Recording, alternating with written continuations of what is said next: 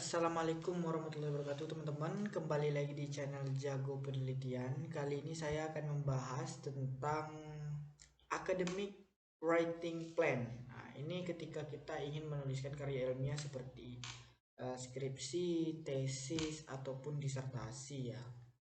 Jadi sebenarnya ini ada form yang nanti akan saya bagikan di link bawah ya, di link video channel YouTube ini.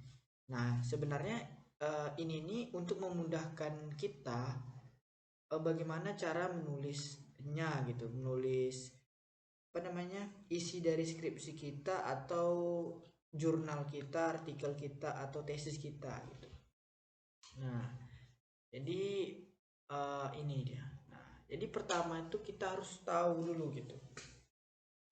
Ini kalau penulisan abstrak ya, abstrak itu jadi ini ada abstrak ya. Abstrak itu terbagi ada tujuan, metode, hasil, kontribusi, dan keyword. Jadi dia harus ada 4 ya. Tapi abstrak itu terakhir yang kita lakukan. Tapi nah, yang pertama yang kita lakukan itu adalah di introduction gitu. Kita harus tahu dulu fenomena gapnya apa. Jadi di sini ada fenomena gap. Nah, contoh dari fenomena gap adalah terdapat perbedaan hasil kinerja selama ini. Jadi fenomena gap itu adalah keinginan tidak sesuai dengan kenyataan gitu, harapan tidak sesuai dengan realita gitu. jadi eh, jadi seharusnya kan seharusnya perusahaan itu kinerjanya baik tapi kinerjanya buruk. Contoh lain, seharusnya perusahaan itu mendapatkan penjualan yang tinggi, tetapi penjualannya menurun gitu. Nah, jadi kinerja organisasi tidak mencapai target yang telah ditetapkan. Misalkan seperti itu ya. Atau misalkan apa lagi yang lainnya. Boleh apa aja, yang penting dia tidak sesuai harapan. Dan seharusnya kan kinerja perusahaan itu baik atau kinerja karyawan itu buruk. Oh, ternyata kinerja karyawan itu tidak baik, banyak bolos misalkan, telat masuk gitu kan. Dan kinerjanya menurun misalkan, dan sebagainya. Nah, teman-teman lebih paham apa fenomena penelitian teman-teman di lapangan. Itu fenomena gap. Nah, tuliskan apa yang seharusnya terjadi versus apa yang tuliskan apa yang sebenarnya terjadi versus apa yang seharusnya. Nah, yang terjadi kayak gini tapi seharusnya seperti itu. Yang kedua adalah research gap, teman-teman. Research gap ini adalah perbedaan penelitian hasil peneliti terdahulu. Jadi ini sudah ada contoh ya, terdapat perbedaan hasil penelitian terdahulu tentang kinerja. Menurut si A, bahwa kinerja itu berpengaruh positif, misalkan. Nah, terus menurut si B, menurut Indah, kinerja itu ternyata berpengaruh negatif terhadap uh, performa perusahaan. Maksudnya kinerja pegawai itu berpengaruh positif. Nah, yang satu lagi berpengaruh negatif. Atau misalkan hutang itu berpengaruh positif terhadap nilai perusahaan. Ternyata di peneliti lain mengatakan bahwa hutang itu malah berpengaruh negatif karena terlalu banyaknya hutang membuat perusahaan menurunkan nilai perusahaan dan sebagainya. Nah, itu adalah riset gap. Perbedaan hasil penelitian dahulu.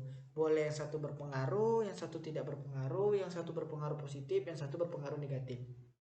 Nah, itu. Yang ketiga adalah research problem. Tuliskan rumusan masalah. Nah, jadi misalkan berdasarkan fenomena dan hasil penelitian terdahulu, maka dirumuskan masalah penelitian. Misalkan rumusan masalahnya adalah belum mencapai target, belum maksimal, belum optimal, dan misalkan masalahnya ini karena kinerja karyawan kurangnya adanya motivasi misalkan, sehingga bagaimana cara meningkatkan motivasi dari karyawan, bagaimana cara meningkatkan kinerja keuangan, mengelola hutang dengan baik misalkan, mengelola penjualan dengan baik. Nah, jadi penjualannya belum optimal, kinerja keuangannya, kinerja bagaimana mengelola hutangnya belum optimal dan sebagainya gitu. Nah, teman-teman yang lebih paham riset problem itu gitu. Terus ada dia penelitian itu how dan why. Nah, why dan how gitu. Why dan how ini adalah untuk penelitian kualitatif. Jadi kalau dalam penelitian kualitatif itu apa namanya, rumusan masalahnya itu adalah mengapa kinerja organisasi ini belum maksimal dan bagaimana upaya meningkatkan kinerja organisasi. Nah, atau contoh misalkan bagaimana misalkan kinerja utang di perusahaan, mengapa kinerja hutang di perusahaan ini belum maksimal dan bagaimana cara meningkatkan hutang dengan baik gitu.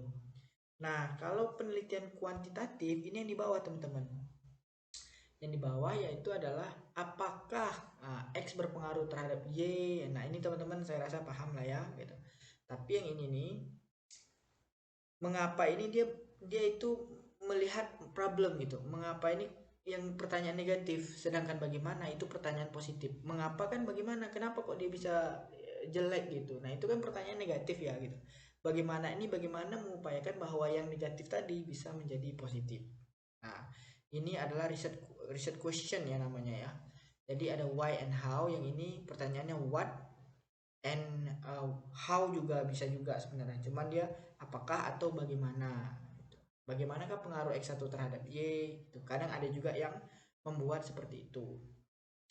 Nah, kurang lebih seperti itu ya teman-teman ya. Jadi inilah sebenarnya introduction atau pendahuluan dari sebuah bab 1 gitu. Jadi harus ada fenomena gapnya apa masalahnya gitu di lapangan.